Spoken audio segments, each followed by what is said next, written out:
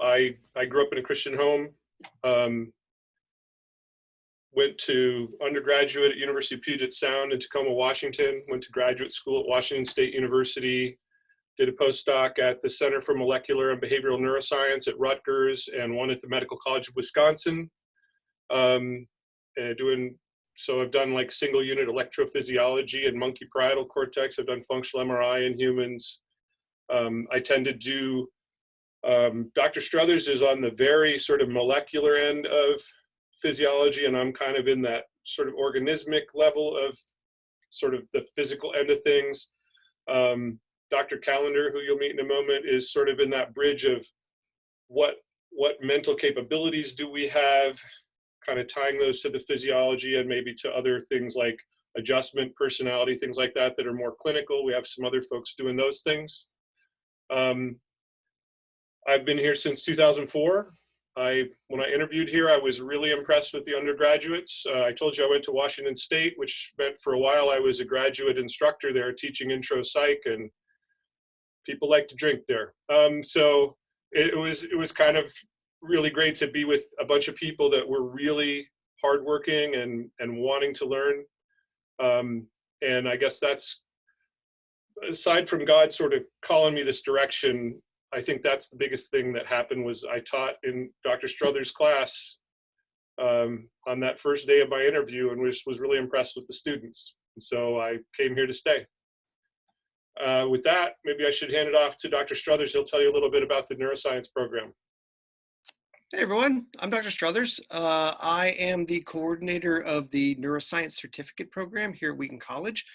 Even though I'm housed in the psychology department, I don't really teach many psychology classes at the undergraduate level. I teach primarily in the core studies program, which is, I think, one of the things that Dr. Finney mentioned. There's a core 101 class that everybody kind of takes, and I teach a couple sections of that.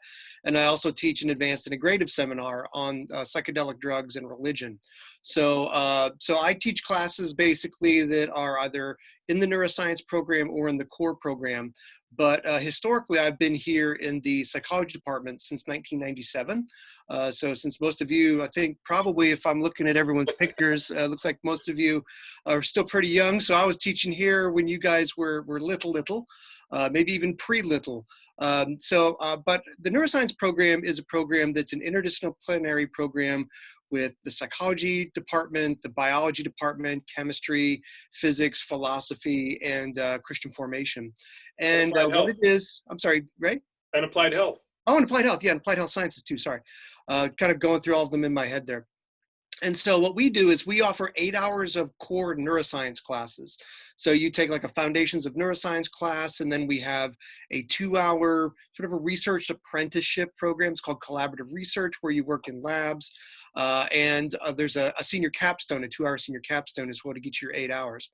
Now, the remaining 16 hours usually come 8 from approved courses in your major, whether that be psych or bio or AHS or whatever, and then 8 hours outside of that major as well. So that way we get you taking neuroscience classes in lots of different programs. So you can be a psych major with a neuroscience certificate, or a bio major with a neuroscience certificate, or an AHS major. So a certificate is sort of halfway between a minor and a major. It sort of sits there sort of in the middle. And so my job is to coordinate that and to keep track of the neuroscience program, the research that's going on campus. Dr. Finney mentioned that I primarily tend to do cellular genetic stuff. So you'll be exposed to some of that in the neuroscience classes, or if you want to do research in my lab, that's kind of what we do.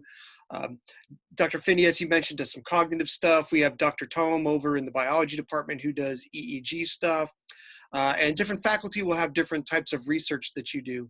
But one of the other things I think that we were asked to do was to share a little bit about why we came to Wheaton.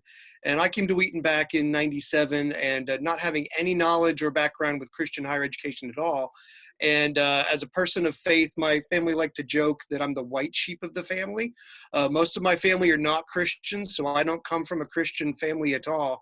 And so a lot of the things that are very common in Christian culture nowadays, or Christian communities, were really new to me. So when I came to Wheaton, I discovered that it was a place where I could be very open about my faith, and was very excited to be that. But also it's been a place that's really enabled me to explore deeper. So I've studied theology since I've been here, and it's opened up doors for me professionally to go, around the world and speak in lots of different places about a lot of different things. And it's really forced me to think about my faith as well. Some of my theoretical research is tied up more into how my faith influences the way I live my life as a neuroscientist and how I engage the culture. So that's pretty much it for me. So I'll field questions on the chat if you want. Otherwise, I'll turn it back over to Dr. Finney. And I'll just hand it right over to Dr. Callender and let her tell you a little bit about herself and why she chose Wheaton. All right. Hi, I'm Amy Callender, and I'm in the psych program. I teach intro to psychology and cognitive psychology. I'm trained as a cognitive psychologist. I also teach in the Christ at the Core program. I teach one of the first year seminars. I also teach other psychology classes as well. So just in terms of coming here as a faculty member, I've been here for 4 years. And I actually came to Wheaton because I was an undergrad at Wheaton. You'll see a lot of faculty at Wheaton actually did their undergrad degrees at Wheaton as well. So I came to Wheaton as an undergrad, not for psychology, but ended up in the psych program. I came because I wanted to go to a Christ-centered institution. I really liked the small classes when I visited. I just liked the atmosphere of the campus. And as a student, I just loved the education I got at Wheaton and as a psych major. So I went on, got my PhD at Washington University in St. Louis in cognitive psychology, focused on memory and text comprehension and what we call metacognition. So how we can monitor our own understanding of text and also just our own understanding of memory. And then I went on to teach at a large state university for 8 years. And very, very different kind of environment from Wheaton. Large university. My smallest classes were about 80 students by the time I left there. I had up to 300 students in some classes. And I really missed having, one-on-one interactions with students and getting to know my students. And I also really missed being able to integrate my faith with what I was doing at my job. I couldn't do that at my job. So when the job came open here at Wheaton, I came back, and it's just been really wonderful just to be able to work with the students that are here at Wheaton. They're great students. A couple of them are on the call. You can talk to them. It's a really different experience to teach here at Wheaton. And I think it's, just the relationships that you have with your other classmates as well as the faculty. I'll hand it back over to Ray. Hey, so Isabella and Bethany are here. They're current students right now in the program, and I'm just going to ask them to tell you a little bit about why they chose Wheaton, what their experience has been like here. You can do paper, scissors, rock to see who goes. Go, Bethany, go. Yeah, go, Bethany. Bethany, you start. Okay, sorry. I'll go. My name is Bethany. I am a senior at Wheaton right now. So I will be graduating in May. And I am double majoring in psychology and Bible and theology. I think I saw a couple of you were interested in that. I think it was Owen and Deanne. You guys were interested in doubling in those two things. And I can definitely tell you more about that if you have questions. And let's see, why did I choose Wheaton? I chose Wheaton, I think, because I knew I wanted to go to a Christian school. I grew up outside of Boston, and I was always in public schools, and so my faith was not really something that was welcome there. So I was really excited to pursue my education in a place where I could talk about Jesus in the classroom. When I visited Wheaton, I was just so surprised and excited when my professor started praying at the beginning of the learning class I was sitting in on, and I've continued to really enjoy that. Obviously, integration is something I am all about, double majoring with theology and psychology. I really have loved that about Wheaton. And I wanted to say that I'm so sad for all of you whether you're transferring into Wheaton or if you're a senior trying to make your first decision about college, I know this must just be so hard and sad, and it's hard to have these conversations not on campus. And so I just hope it's helpful to hear. I was in your shoes 4 years ago, and I did get to come to campus, and I loved it and loved the psych department. And so I hope that that will be true for you too, and I hope that we're able to answer some of your questions. Isabella? Yeah, I can speak then. So I am a junior this year, and I'm doing psychology with the neuroscience certificate. So I can speak a bit to that and answer any questions if you guys have it about that specifically and what that looks like.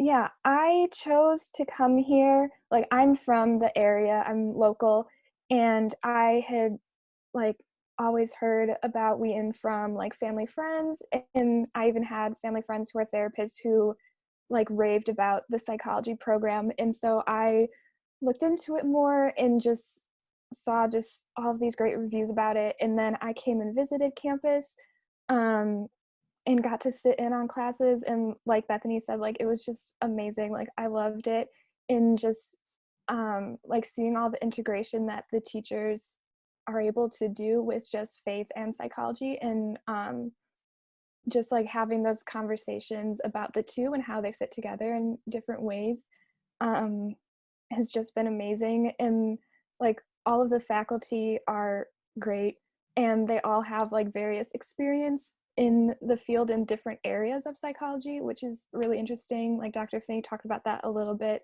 just how different professors have different specialties. So there's always somebody that you can talk to that knows the answer to like a specific question that you have, which is just really nice, and it's awesome to have those conversations with them. Yeah.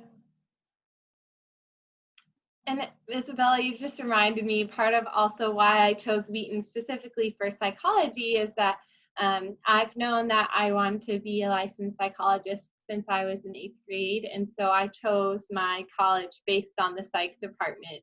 And of all the Christian colleges I visited, I felt like Wheaton had the strongest psychology department. And Dr. Finney touched a little bit on it in his presentation, but with that like vertical structure that we have, it really is true. Like I know professors who teach in the PsyD program and in master's programs, and that's super rare and has been really, really valuable to me in my psychology education. So I just wanted to add that.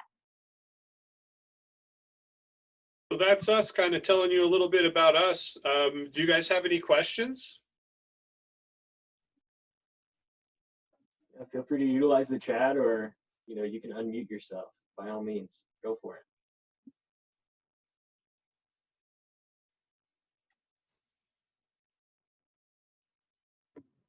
So for me, I am looking at doing music with elective studies and within psychology. And I was just wondering what that, I guess, kind of like balance looks like over my first year and then eventually over the 4 years, and kind of just like what that would look like for me, if you could speak on that. Yeah, so as chair, I tend to get most of the integrative majors, and then transfers and things like that come to me because a lot of times it's just much more critical, exactly what you take when, because you might have a bit more packed schedule. And that's probably the biggest thing, is to realize there are a lot of music courses that they're like 1 credit, but you spend a lot of time on them because you're doing an instrument, right? Or you're singing, or you're doing ear training or whatever. And so you do have to kind of think through a bit more than maybe another major would, to think through what am I going to take when, what's available when. And one of the dirty little secrets is it just seems like when you look at a catalog, you think, oh, looks like that's taught every other year. I'll just plan on it. And you might want to talk to me because I might know so-and-so is going to be on sabbatical, and that might get moved around during their sabbatical, or, and so if you're someone, also military science folks, right, they have to report their 4-year plan almost right away. And so we're trying to help them do that kind of thing. I'd say that's what's different about what you're trying to do than what the next person tries to do. Other than that, what you might find is that, you know, everybody's going to leave here with, like, you need 124 credits to graduate. Everybody's going to leave here with between, say, 124 and 140 credits. But, you know, yours are going to be in two big piles more than some other folks who might take a smattering of things.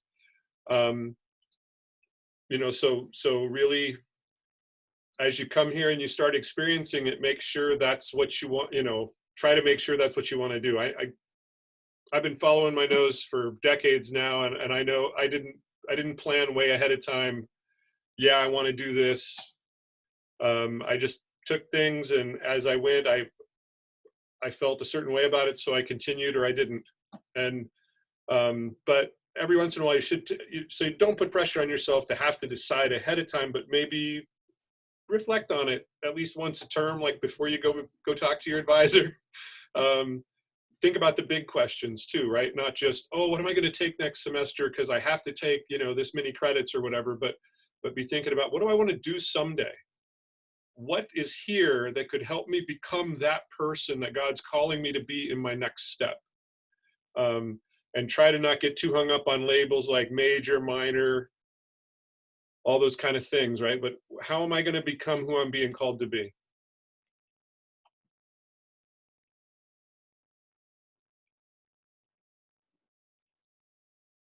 Anybody else? Be brave. I have a There we go. question. Yeah, go for it. I was wondering about the research opportunities available to like psychology students and like what that looks like. I guess I'll start, but there's a lot going on. So first off, we made a course called Psych 497 Collaborative Research, where you just go sign up for the course. Because over the years, we just did it like it was done where we came up, right? Where it's just like, well, go talk to so-and-so and see about getting in their lab. And when we would say that, people would leave our office and not do that.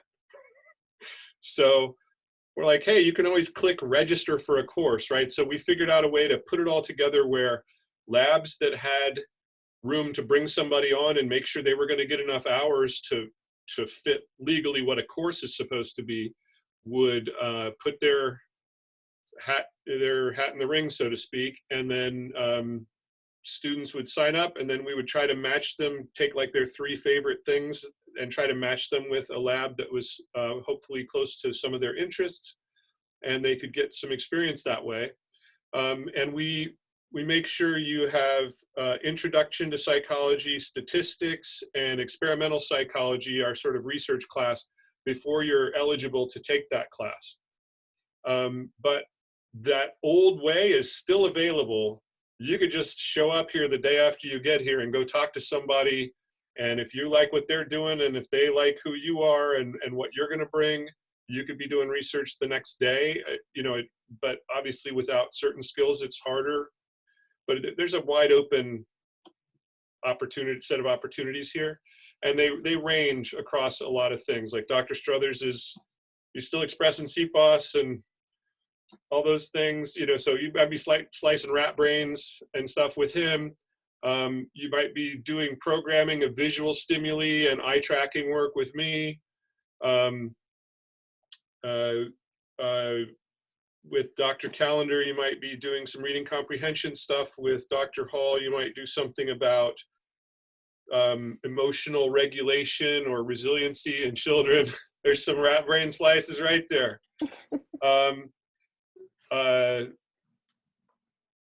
You might be working with Dr. Fort on diversity justice initiative kind of things. That's sort of the big name of this big lab she's in that has many investigators in it, but also she sort of specifically has her degree in integrative thought about God. So it could be something like that. If you worked with people in our PsyD program, you could end up doing something like neuropsychology, like helping go through a big database of autopsy confirmed individuals with a certain genetic marker for Alzheimer's, and looking at how their Alzheimer's progressed versus how somebody else's did. Or you might be working on, you know, how somebody's beliefs about God affect their resiliency, or That's just a few things. What do you guys think, Dr. Struthers or Dr. Callender, or, you know, current students? Well, I think that this with respect to the research opportunities, or one of the things that we have is obviously quite a few faculty who are looking for students to do research with, and there's quite a few opportunities. I think the undergrad collaborative research class is probably the way that students can really quickly get plugged into labs, whether they be graduate level labs or undergraduate labs that undergraduate faculty are teaching in. We're never short of students or we never have too many students, I suppose, that we can get people involved in research with. So sometimes students come here and they just want to get involved. Sometimes they want to get involved just so they can beef up a graduate school application. But not to show my age here, but I remember when Dr. Callender came and did research at Wheaton when she was a student, and I'm still using the paper that she co-authored in our neuroscience class with her. So I think there's a lot of good opportunities for students to come and get involved with things. One of the things I'm also noticing in the chat as well is study abroad opportunities, and for the students that I have had who have gone to Denmark, who've done the Denmark or the Scandinavian semester, they get plugged into research opportunities while they're doing their study abroad. And so they come back and they can bring, I'm thinking Jackie Schultz, I don't know if you guys remember Jackie at all, was really heavily involved in an emotions and an EEG study over there in Denmark. That's an ongoing thing that our students who are involved in. So I guess I'd kind of leave it at that. Amy, do you have anything? Excuse me, Dr. Callender, do you have anything?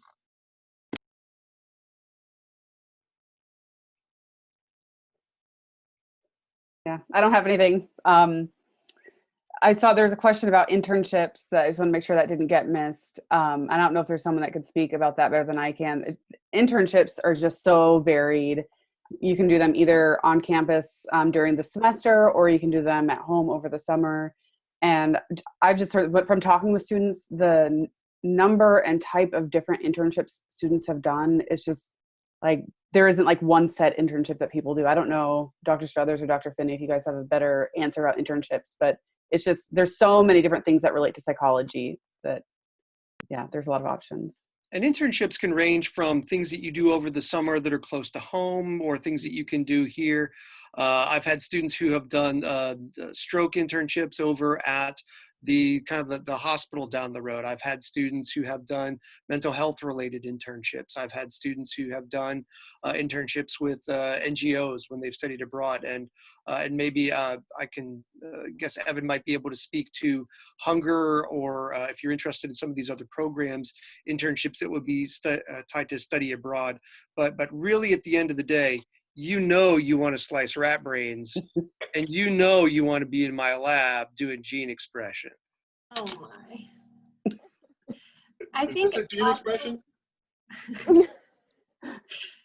With internships, so I've done just like from a student's perspective, I've done just like the collaborative research group course. There's also like an internship course, so you can get credit for your internship. And so I have done that, and I've also done summer internships. So I think it was Gabe who asked that. I found that there's so many opportunities. I would definitely recommend doing that internship opportunity, like the course one, because there's so many internships around the Wheaton area that want Wheaton students. Like, there are internships that only accept Wheaton students, or that prioritize Wheaton students because they've had good experiences with us in the past. And then also the advantage to having our grad school programs is there's some like clinical places or different like organizations that are like masters or PsyD students build relationships with. So then they already know the name Wheaton, so it's easier for you to get in, even if it's like your very first psych internship. So I did an internship with Little Friends, 10 out of 10 would recommend, best place ever. And then there's also these things called CVC scholarships for your internship. So a lot of psych internships are unpaid. And And for me, like for my financial situation, that just wasn't possible to do a summer internship that was unpaid. So I applied and received a scholarship from our Center for Vocation and Career. Sorry, Wheaton has a lot of acronyms, so if I use one you don't know what I'm saying, please just ask. But CVC is Center for Vocation and Career. And they actually just have scholarships where they, like, Wheaton CVC will pay you for your unpaid internship that you do over the summer. And so, yeah, so I've had really good experiences with internships, and professors are so helpful at helping you get connected to those things. So definitely those are helpful. And also with the studied abroad, I haven't studied abroad personally, but psychology does work well from what I know from my friends. And one of my best friends did study abroad at Oxford with psychology, and she loved it. So that's all I know personally about it, but I think it works well. It's a pretty, like, it's not a very rigid major, like you have to take this course this semester or you will not graduate. It's pretty flexible. So I mean, people can work themselves into a corner where that's how it feels, but yeah, it's not designed that way. And I will say, I tend to be one of the people that has to greenlight it when people go overseas for some of these programs. Like, a lot of people do best semester, and it has a few sites. One of them is in Norway, but a lot of people come through the Oxford one. And there's also a school, LCC University in Lithuania, that tries really hard to kind of fit things in the States to help you be able to get a little something.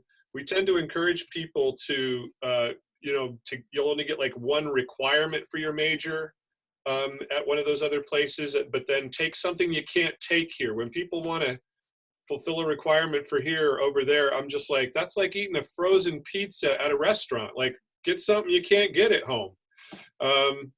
So that's what I tend to recommend for people. Hunger was mentioned. That's Human Needs and Global Resources, and that's a program where, you'll take a course before you ever go. You'll spend 6 months in another country. You'll take a course when you get back. So it's a sort of a big program.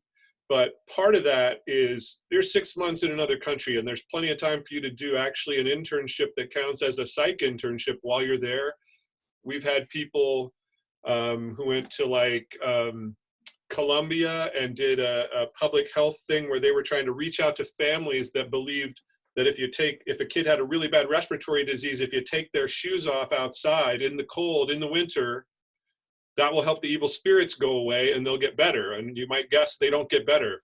So there was a whole community outreach to try and work with people about where are you getting these beliefs? How are they holding on with you? Like, when you see these other people, because they'll do these rationalizations of, oh, well, if they die, it's because it was too far gone before we took the shoes off. And if they live, it's because we took the shoes off. And talking through what are other ways to think through this, and how do we make them feel invited to the hospital instead of thinking like the scary thing is not, maybe I can make it on my own. The scary thing is going to this hospital, and how do you change that perception? We've had people, that's just the one uppermost in my mind. There was another person who went to India and did something with a hospital there as well. Both of these individuals were people who were actually pre-health science majors. I get a lot of those because it's not really a major, but if you want to go on in medical training or whatever, you need to plug into this system. But since it's not a major, what's your major going to be? A lot of folks will be biology. Some folks will be psychology. Ray, are you thinking of Heidi Franz, who went to India? Because I visited her when she was over there, and she was working at a hospital up in Uttar Pradesh, I want to say, and working with it's like women's reproductive issues. And that was a really cool opportunity that she had to go there and to work, kind of right in the midst of the hospital, and to be offering kind of a combination of mental health resources to them, as well as kind of the other things that she was doing as part of her AHS. But yeah, she was my student. I got a chance to. So in Hungary, your faculty member will actually come and visit you while you are in this other country. So like maybe 2 or 3 months into your internship, into your time in this other country, your faculty member sort of bops in for like kind of a little bit less than a week just to check in on you to make sure everything's okay. And then they bop out. So they oversee your internship and your papers. What did Chuck do in China, by the way? Was his thing a psych related? Yeah, Chuck was interesting. Chuck Liu, who is another student of mine who did hunger, was over in Tianjin, and he was working at one of the universities over there, looking at how Chinese college students had sort of processed romantic relationships. So that was his thing, is he was working with their student development over at this university, looking at kind of how dating happened on that campus and how to deal with issues related to everything from just sort of student sexual activity to finding marriage partners to just sort of general kind of health consequences for students when they were university students over there in China. So does that kind of cover some of the questions? Are there more questions about internship or research or anything else? But while we're on that, I just thought I'd reiterate that you could ask more detailed questions. I think there was one question in the chat earlier from Gloria about what class sizes are like. And I don't know the numbers, our professors will know the numbers, but I think my impression is psych is bigger than some of the other majors, but I haven't found that really affecting my class sizes, except for intro to psych, which might be the first one that you take.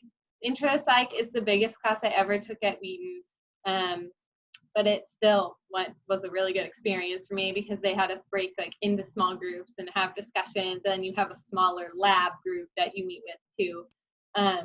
But for the most part, I feel like none of my classes have been more than 20 students.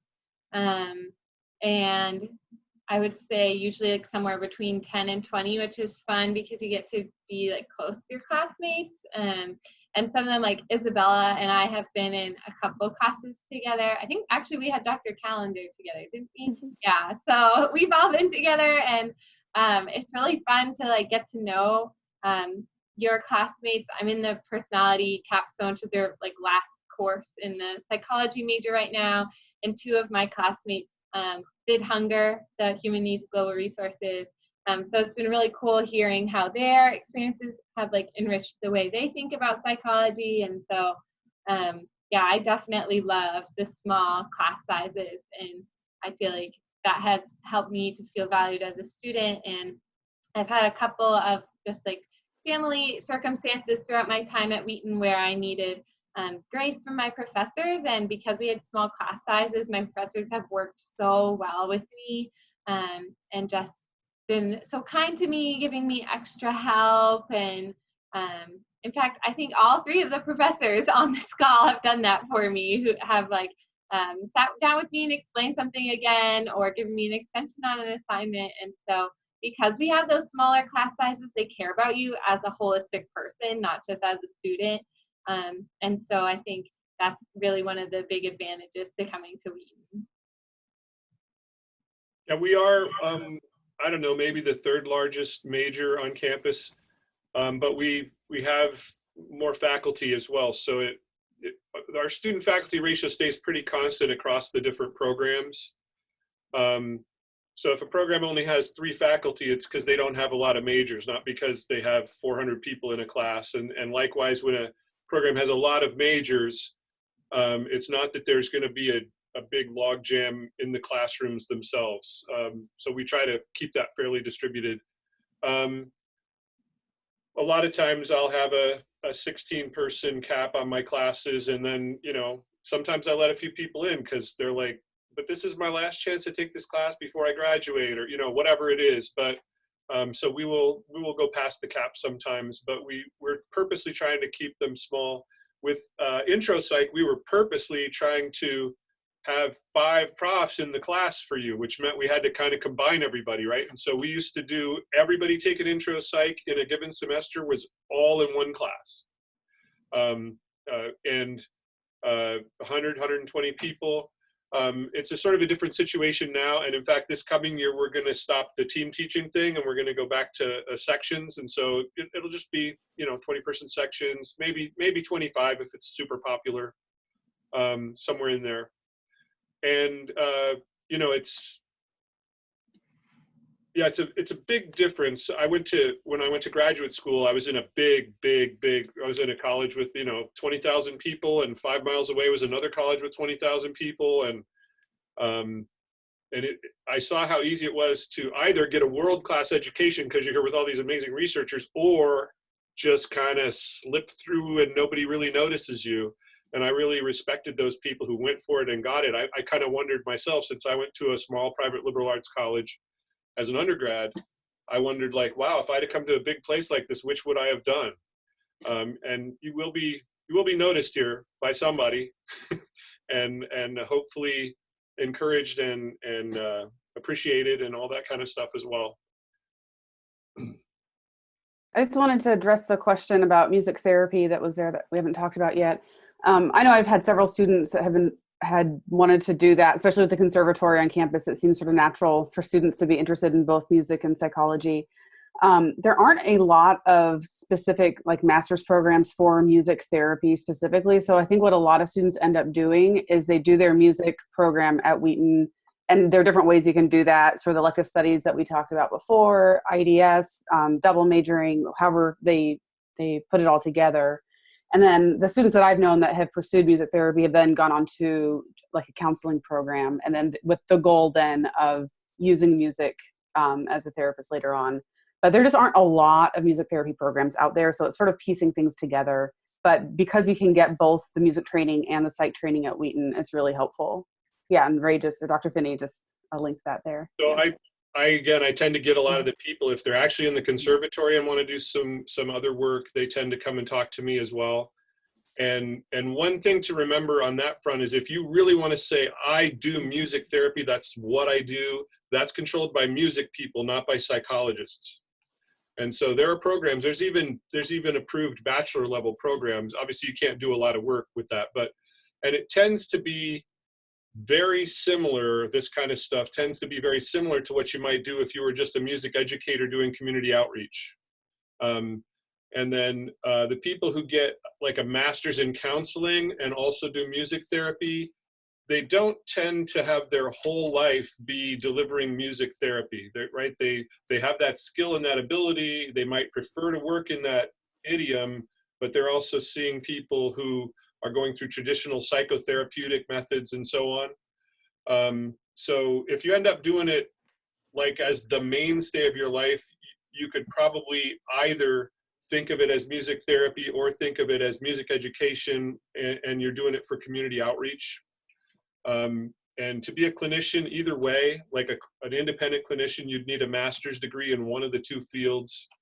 And whichever one you do that in, then you're gonna do certain things to reach out and get those other competencies.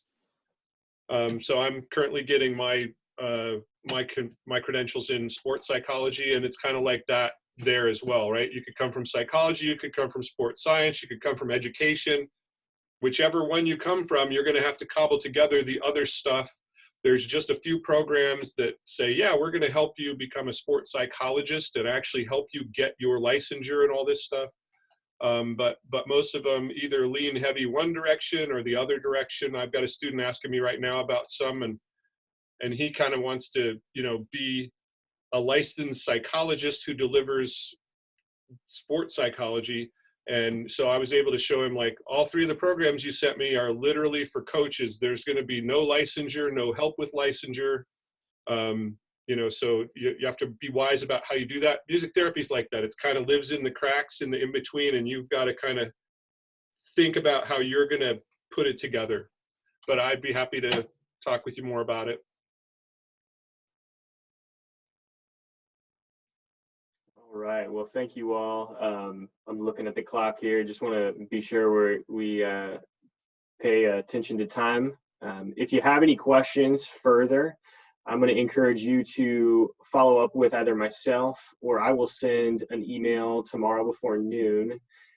Just to follow up this session, I'll have the slide deck that Dr. Finney shared, so you can share that with your families. And then I will put contact information for everybody on this call. But really grateful that you all chose to join us tonight.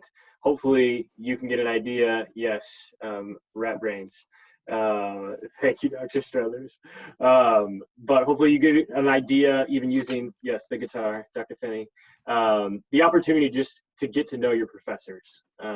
Such a privilege to be able to learn from them, but also live life alongside them. You know, I'm sure these students have been to professors' homes to eat dinner. It's just such a different experience and a blessing to live in a community like the one we have waiting here for you at Wheaton. So while you're in the time of decision, lean on us if you have questions. The faculty, the students, and the staff, we're all here for you. But we'll leave you for this evening, and we look forward to further engagement here hopefully soon. Okay? Have a good night, guys. Thank you so much. Bye. Bye-bye. Bye. Bye.